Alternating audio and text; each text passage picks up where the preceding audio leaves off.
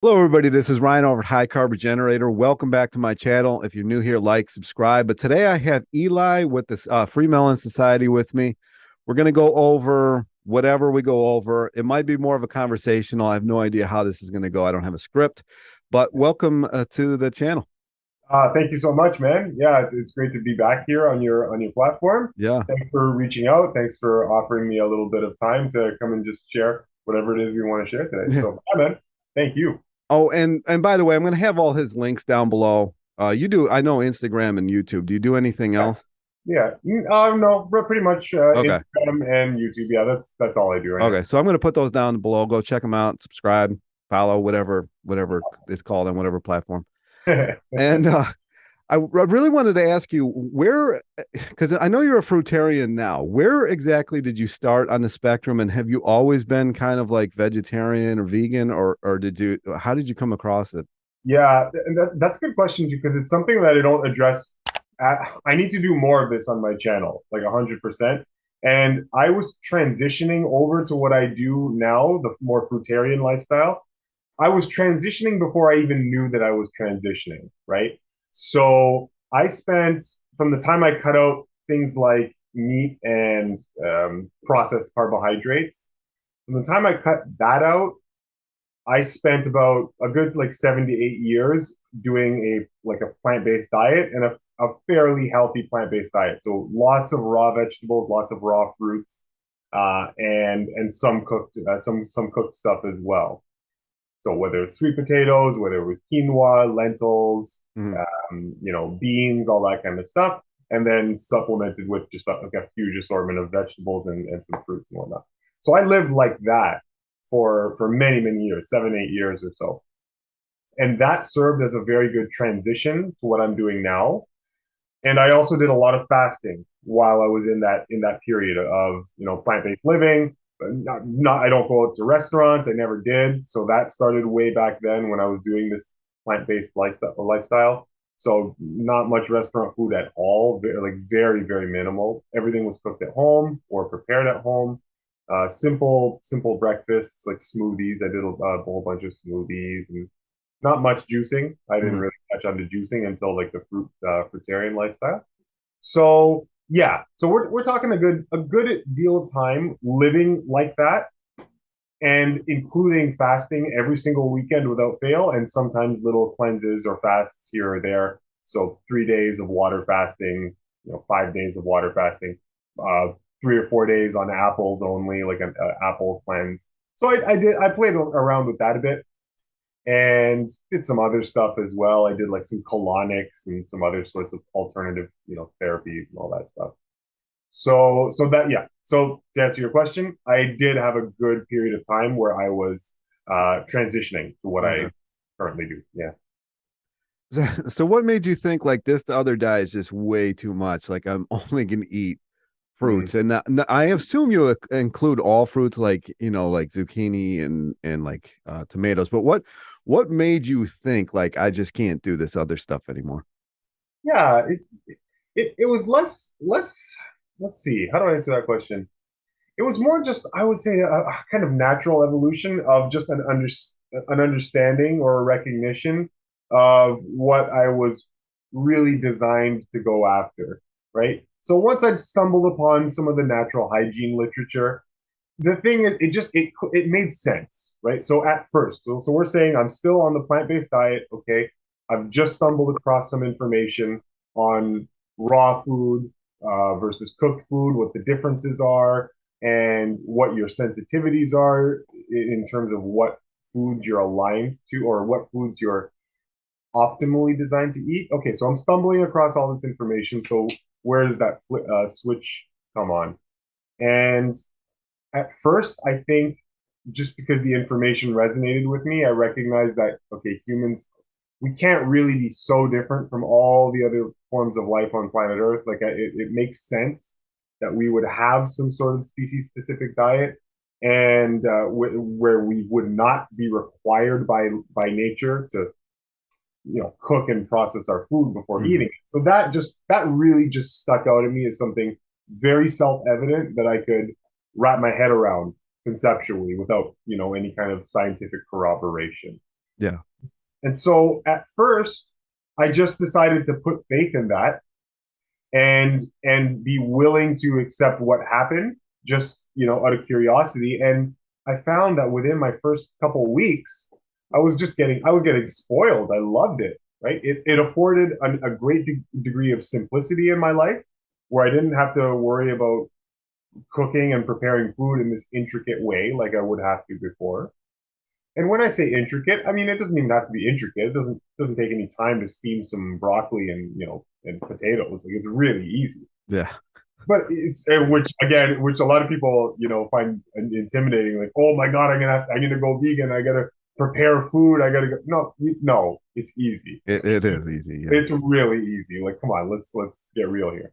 But I'm saying on top of the ease that a regular, healthy, plant-based diet affords you, it was just the next step in simplicity, right?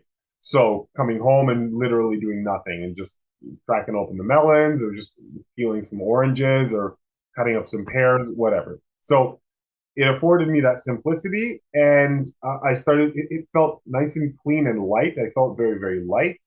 My digestion, worked well. My elimination started to work well, and just so then it just caught on. I started to get, I guess, lazy in not having to prepare food ever. I'm like, oh, this is great. I can still feel satiated at the end of the day without having to do that extra 20 minutes or 15 minutes or 40 minutes of food prep. Like, yeah, sign me up. And so at first I just kind of dabbled into it just to see how I'd feel. Started to feel really good, and my life got a bit easier. And then I just kept going. Decided to be, okay, I'm going to be a good student. I'm going to take what comes, learn from it, and then just took it day by day by day until we get to now where we're like several years down the road. So, Hmm. yeah. Now, were you ever influenced by like the 80-10-10, Dr. Doug Graham, or did you even know about him? I didn't even know about him really until I probably would have been very positively influenced by his material, but I didn't catch on to it until like halfway through. Like, I was already a couple of years into doing what I was doing, so I didn't need more convincing. I was sold already, but but his inflammation, is that what I just said? Yeah, he hands out that inflammation. Yeah, he hands Yeah. out information. His information Yeah. was very very valuable, and I could recognize the value in it. And so if you haven't read it out there, guys, go read the 80-10-10 diet. It's a great. Yeah. Yeah. Now, did you do a lot of like juicing and smoothies and stuff after, or do you try to eat it just whole and just however whatever form it comes in? Yeah, I did. I've definitely done juice cleanses, so I'm a fan of juice cleanses. I don't have anything against those. They're great. They work. They'll clean you out. It's fantastic. So if you guys want to experiment with that, I recommend you do it. I When I went fruitarian, then yes, I did do a couple of juice cleanses.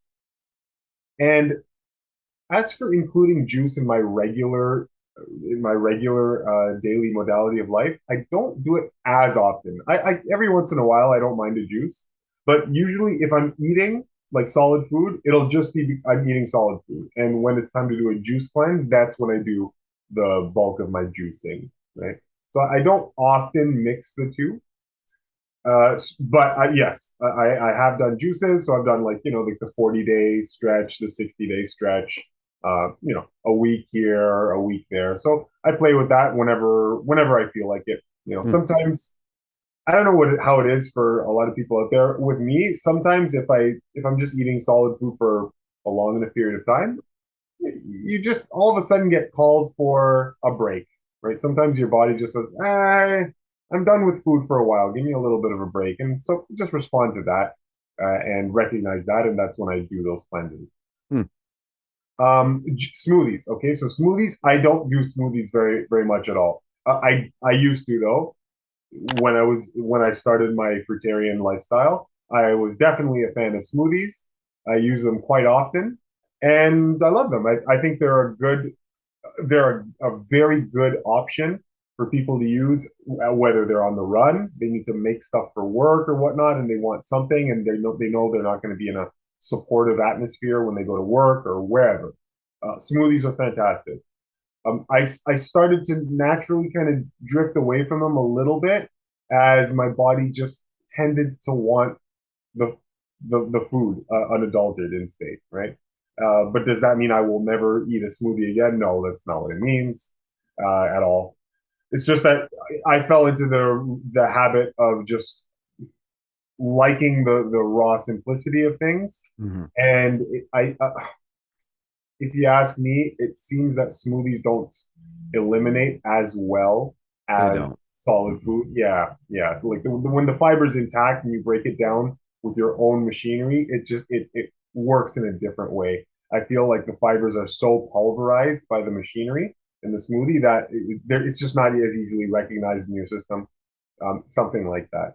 But yeah, but I mean, as a tool to be used for someone that's either transitioning or new to the lifestyle, it gets my endorsement. I don't mind them at all. Yeah, I think another place that it comes in handy is somebody who has like a regular, I don't know, 9 to 5 job, and you don't feel like carrying an entire basket of fruit to work with Yeah, you or yeah, something like that. So I think it comes in handy there. But if you yeah. can avoid it, speaking of which, I got one sitting right here. But like if you can avoid it, I do agree that the digestion does seem to be a bit better Mm-hmm. with just straight up fruit. Mm-hmm. Well, and the other useful thing is sauces. People are coming from a lifestyle where it's like sauces and dressings and marinades and all that kind of stuff, right? Yeah. So you're making a smoothie, homemade smoothie is a great way to add some sort of sauce or dressing or topping to to whatever it is, your salad, your zoodles, your poodles, or whatever. So there's lots of options there for people to use blended fruits and vegetables together in a way that is very, very healthy. So Yeah. um yeah, it's a good tool. I would. Yeah. Yeah. And the other day, I actually thought of you because I did somebody asked me to review this guy, Dr. Stephen Gundry or something, I think his name is. Okay. Yeah, yeah. Country, And yeah. I'm watching this dude, and he's talking about we used to eat fruit to fatten up for the winter. And I'm Okay. like, I mean, how fat do you feel like you've gotten off of fruit? Yeah, That's exactly. that's hilarious. That's hilarious. I cannot conceive of how I would pack on fat for the winter with fruit. It doesn't. I okay. What would be required? It would have to be like a diet of all avocado and durian Yeah. or something. Yeah. And mixed with jackfruit so that it's enzymatically incompatible, and so it makes a bit of fermentation. It's something like that. But if we're talking, bananas, strawberries, apricots, apples, pears, watermelon, you ain't getting fat on watermelon. Come on No.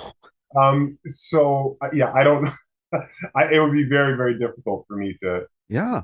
and see Gundry, and he's talking about like ancestrally, right? So he's going Yeah. way back in the past and saying that Yeah. that's what we use.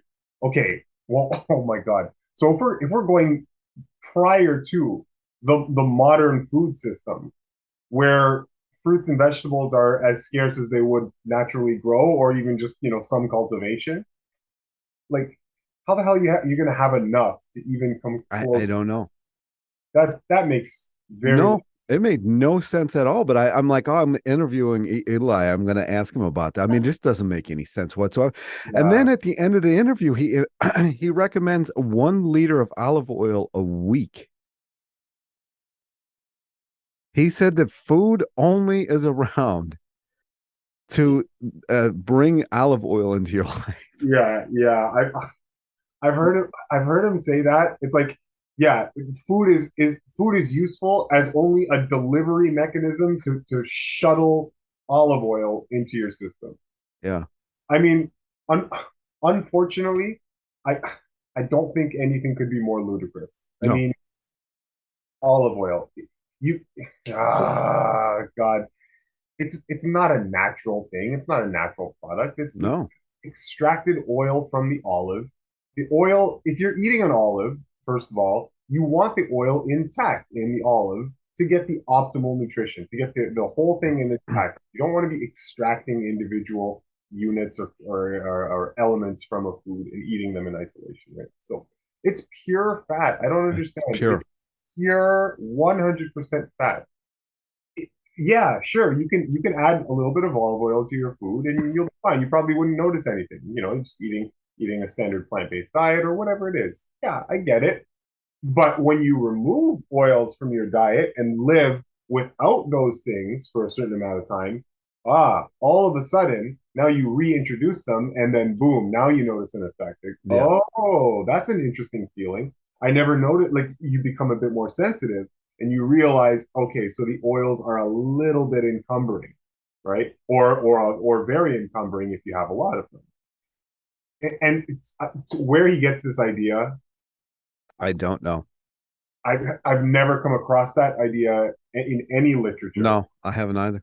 and it's a very It's strange because I assume that you're pretty low fat, right? I mean, you probably, I mean, oh it's yeah, very hard to find fat in fruit other than like durian yeah, and yeah, it's avocado. yeah, very no, you're right, yeah, totally, very low fat. My diet is very low fat, so nuts and seeds are almost non-existent. Okay, so I almost never use them. Uh, Actually, so recently we had the Air It Day 2022 celebration, right? Yeah. And they had it was nice because it was a community of people, small group of people, where we were having not barbecues, but we were just outdoors, with food. All barbecue. We didn't actually barbecue. Yeah, so we're preparing food that everyone can eat, that I could eat if I wanted to, and it's rare that I go to a social function or a party where I can actually eat the food. So it was nice. They had a bunch of salads and we had different fruit spreads and whatnot. And the point is, there was a one of the organizers made a cashew cream. I've never had cashew cream before. It's like blended cashews with just something else, like a couple of herbs or something. And I tried some. It was great. Yeah, it Yeah. was really great. But that's so far. That's it for my nut use like this year, pretty much. So it's it's not that it's off my menu. It's just that I very rarely choose nuts. Yeah. So that's the nut story. And then yeah, other fats, avocados, almost never. So it's a very low fat diet. Luckily, fats are included in all foods. You can't escape that, whether it's lettuce or celery or broccoli or whatever you eat. You can't avoid it. All fats are in all plant foods. So you get what you need Yeah. from by eating. And then yeah, I definitely like durian. I don't have it all the time, obviously, No. but yeah, so those are where I'm getting my fats from from food, and then the occasional times where I have something slightly higher fat, like a durian or whatever. But you know, I, yeah, the thing that you need concentrated fats or pure blobs of fat in your diet. I don't know. I don't know who's still talking about that. Like it's weird. I can't believe I couldn't believe it. I watched this whole video and the last like sentence is like I'm like, what? Yeah, it's shocking, right? Yeah. I just couldn't believe I watched this it was 45 minutes and like at Yeah, the end and I'm like, what? And I mean he doesn't mention this and I wish he would have mentioned that in the beginning because I'd have just not yeah. even bothered with the whole thing, you know? Waste on your time. Yeah, Yeah. man. Like, and especially if you're doing that with like pairing that olive oil, that truckload of olive oil intake with all of your other food. With potatoes and stuff like that. I mean, potatoes and fat do not mix at Yeah, all. yeah, yeah. So I know, and this is not news. Like this is not news to the health community. We've known this for a long. I mean, French fries. Who doesn't know that a French fry is not a health food, right? Who doesn't? Everybody knows that, well, right? he's basically making French fries with his diet. You may as well fry the potatoes in the olive oil and get it over with. I just don't understand. I don't know. Yeah, it's not a very good combination for people out there listening. Okay, yeah, starches and fats, or especially oils, I should say, particularly oils, are not the greatest combination. You'll hear some people talk about pairing avocados with starches, and that's okay. Uh, I'm I'm not so sure. I think No. it's the same story.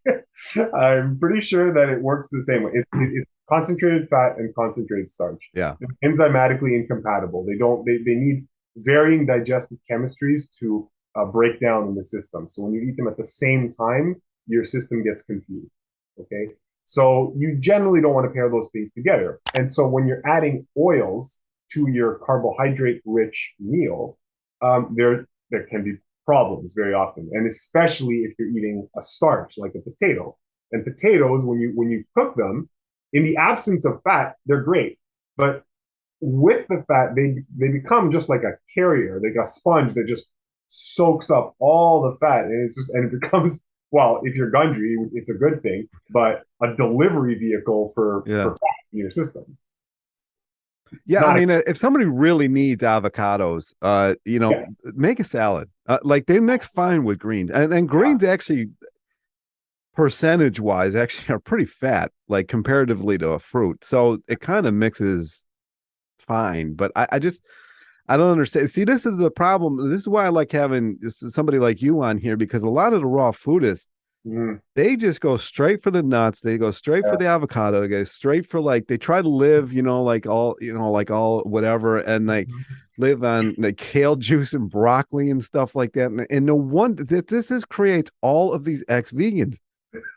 Because can you imagine trying to live on broccoli, kale juice, and like with a salad with avocado on it? Your digestion is just going to be so terrible with it. Add some nuts in it.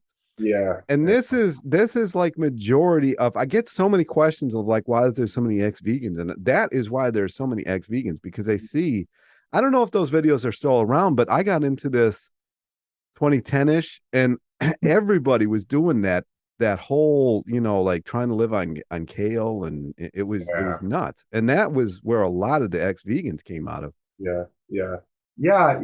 I don't know. I mean, I don't know. It's funny because like you go on Instagram, you look at like vegan channels or whatnot, or do you call them channels on Instagram? I don't know what the I term don't is. know what they're called. I think they're called pages on Instagram, aren't Pages. they? Okay, Some yeah, profile. pages. I don't know, whatever. That sounds about right. Yeah, okay, pages, right? So you go on people's Instagram pages and you look at like vegan stuff and even YouTube. I don't know, because vegetables tend to make very pretty bowls and dishes. Like they present well to the eye, Hmm. right? And a lot of the bowls and preparations you'll see, they look really pretty, but I mean, they wouldn't satisfy me on any day. Like a couple sticks of celery, let's just say, beautifully presented with some peppers and like a little bit of dip. And they're like, oh, this is what I'm eating. This is a wonderful meal. And it's just like, I look at it, I'm like, that is nothing. Like I would eat that. And I'm like, okay, I think I'm ready for my meal. Which of course why I like the fruits, because they provide that extra calorie content in a natural way that's very satisfying. Like I can take a cantaloupe, a single big cantaloupe, and that's a very satisfying meal. Loads of water, right, loads of fiber, all that. But a sliced bell pepper with some celery and a little bit of like avocado dip or something might look splendid, but I mean it's just it's not very filling. No. Uh, okay, so why am I saying that? I think that we go for a lot of the aesthetics of food when it comes to like raw plant-based preparations, and maybe that makes people think, oh, I got to learn how to prepare food. It's going to be too difficult, or they do end up making the switch and they restrict themselves. Not restrict, no, but they go after more of the vegetable content more so than the fruit content, and they find that they're getting less calorie content. And if they've just made a switch over, their bodies aren't sensitive enough to be getting what they need from now these really calorie dilute foods, vegetables, right, with not enough fruits. And so so it just doesn't work, right? It just doesn't work. They need a more gradual transition. They need some higher calorie content foods, like either cooked starches or more fruits in the diet. And because we still have this fear of sugar and fruits and sweets, right? Because they taste sweet, so therefore they must be bad for us. That thing, we still are reeling from that. So I find a lot of newbies in the field, they get a bit confused, and so they end up not sticking with the diet, and I think that has something to do with it. Yeah. You know? Yeah. And because the stuff doesn't digest well either. So everybody's always, you get all that bloat and everything, and everybody blames the vegan. Yeah. And it's just that, you have you have to be systematic about your approach, right? You're just coming from one diet and then drastically jump on all this fiber and all this, all these minerals that you get from vegetable content. Is, oh, my digestion doesn't work. It's like, nah, it works. Give it time, be patient, be easy on yourself, make a good transition. Don't drastically jump too wildly.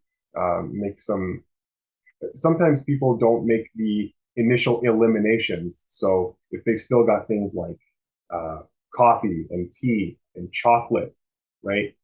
Harsh seasonings and all these things are still in the diet, right? What we should do is we should eliminate the more offensive elements first, live like that comfortably, and then move on to the next step, move on to the next step, move on to the next step. Just so you don't want to shock your system. Mm, I'm using that term. I don't really think that's how it works, but you get what I mean when I say hmm. shock your system, right? Yeah. So yeah, it's just gradualism works. Okay, so we're just gradually refining to better and better and better, and because we're always in a rush, sometimes we miss that very important element. Yeah. Now, kind of a transition here. You've asked me about keto in the past, Yeah. and did you have any experience with keto? Is that why you were so interested, or where did that come from? Because you just happened to watch one of my keto videos one day and commented, and I was like, oh, I don't know if he did Mm. keto at one point and just had just as bad a luck as everybody else, Yeah. or what. Yeah. No, you know what? I was pretty lucky. I missed the boat on the keto thing. Uh, and I actually started getting into keto. When I say getting into it, just being interested in what the literature said about it. I more so started getting interested in keto only when I went fruit based, because that's when I was just more interested in literature, particularly with diet. And so it became very interesting to me that we could all be so taken by this keto craze, this keto thing, when it seemed to go really against all of our natural sensitivities in a more flagrant way than even the conventional, like North American diet, right? I've always wondered, people will do like what is it called? Eco Atkins diet, like a plant-based keto diet, right? Oh yeah, that's got to be even worse, I would imagine. Than I can't even imagine what you would eat on a vegan or plant-based keto diet. Like, what are we talking about? We're talking, avocados and nuts and yeah, olive avocados oil, and nuts, oil, the Gundry plant. and that's it. What else do you eat? Oh, olives, okay. Yeah. Olives, avocado, nuts and seeds, and oil. That's Oh, and the fake that. meats, I guess. You could do the fake meat, I guess. Oh, yeah, I guess. No, wait, no, you couldn't, could you? Because they're using, what are they using to make fake meats? They're using like cauliflowers and soys and whatnot. Aren't those like too high carbohydrate Oh, content? it might be. It I don't know. might be. Yeah, I don't know. Whatever it is, it's crazy. Like you cannot do vegan keto. You can, but most of your foods have to be like processed foods or just it's weird. It's It weird. is. Yeah, it really is. It baffles the mind. But yeah, Yeah. I didn't know if you had experience with it. Because I was surprised. Yeah. No, no, I don't. I never really went down that path. And every once in a while I've been curious. Like, I wonder if, okay, so because I do a lot of fasting, and I would think, okay, what if I break my fast with just fatty foods, like just avocados and just avocados, let's just say. And but every time I bring myself just to try it for the sake of experimentation, just my body screams at me like, don't you even, I do not want this. Like, I do not, no, give me the high water content. Give me, and I can't do it. Like, I just can't do it. I heard that you could actually get in pretty bad health issues if you do it that way. I thought, Probably. aren't you supposed to break it with like a watermelon or something like that, Yes. or Yes. cantaloupe? Yes, you should. You should always be breaking your fast. Okay, if you're breaking your fast and you're accustomed to fasting, then fruits are a good way to break it. High water content fruits, so watermelon, whatever, the papaya, anything like that. Okay, great way to break your fast. If you have never fasted in your life and you are fasting as someone who's eating either a conventional everything goes diet or lots of meat in the diet, lots of processed food in the diet, a safe way to break your fast is probably a vegetable meal, a simple vegetable meal, lettuce, tomato, shaved cabbage. That's about it. Maybe a little bit of tomato sauce, like crushed tomato as a sauce to make it a bit more palatable. Something like that. A very, very simple salad. That's probably your better way to break a fast if you're coming from a very, very polluted diet and you're not accustomed to fasting. And then as you get more and more accustomed to fasting, the diet cleans up a little bit. Then fruit becomes a better way to break it because the fruit is just that much more cleansing, right? So it can be very aggressive if if you're breaking a fast coming from a bad diet. A lot of poisons get loosened up into circulation during the fast, and then you break it with this super cleansing fruit. It can be very uncomfortable for a person who's not accustomed to that. So yeah, so you're either breaking your fast with high water content fruits or high water content vegetables, one or the other. Everything else is probably just don't even go there. Yeah. Don't worry about the bone broth. Don't worry about the chicken. Don't worry about any of that. It's fruits and vegetables. That's how you break your fast. I'm going to add this here too because I don't need anybody doing a water fasting. They watch this and then they pass away. But like, Yeah. if you're new to this, I would really get help, like True North or something like that. What's his name? Goldhammer, I think. Yeah, He Alan even Goldhammer. says that he's seen people pass away after 24 hours of doing a water fast if they were really toxic. So Wow. Holy if you're smoke. extremely toxic or whatever, if you're looking into a water fast, that don't do it on your own unless you're somebody who's done it. I Mhm. don't know how many times, but whatever. But just don't just go into it without any kind of anything. Yeah, yeah. We have to be circumspect about that. Always approach the diet first. Like the diet, that's the key there. Just like always go after your diet first.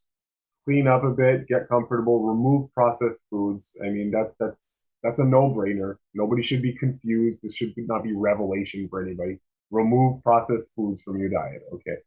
And then once you get at least to that step, then we can start playing with some of those cleanses or even like short fasts. So, uh, just be mindful, common sense. Don't jump the gun. Don't jump to grade 8 when you're only in grade 2. Just let's be reasonable, right? Yeah.